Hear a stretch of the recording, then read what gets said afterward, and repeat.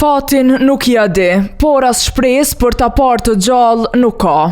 Për të vëllain që u zhduk në luftë, e motra Vera Hoti nga Krusha e Madhe kërkon të di të paktën se ku i prehen eshtrat. Po vazhdoj me këtë dhembje, shpresa nuk vdes kurrë, shpresojmë që një ditë do të marrim informacionin dhe të dim s'paku varret e tyre ku janë. Për t'i dhënë fund ankthit tashmë disa dekadëshe, kërkon angazhim shtetëror. Nga institucionet tona dhe nga faktori ndërkombëtar, i cili ka një rëndësi të veçantë për t'i bërë trysni shtetit serb, që tregoj për njerëzit tanë ku janë.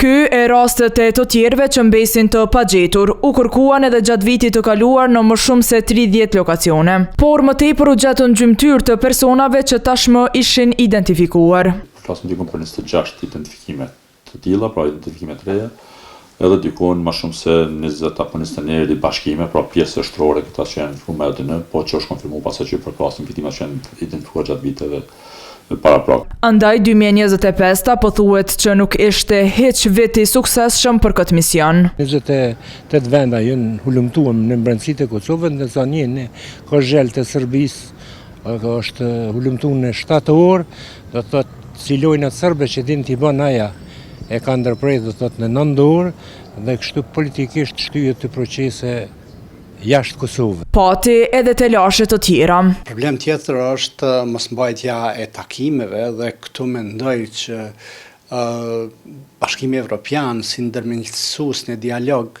kish mujt më bë më shumë. Tek e fundit edhe marrëveshja ka para po që ndërmjetësuesi pra Bashkimi Evropian në rast se e vren që njëna palë ose dyja palët nuk zbatojnë marrëveshjen. Vitin e kaluar për herë të parë në Kosovë janë regjistruar dëmet e luftës, përfshirë të vrarët, të plagosurit e edhe persona të zhdukur me forcë gjatë luftës.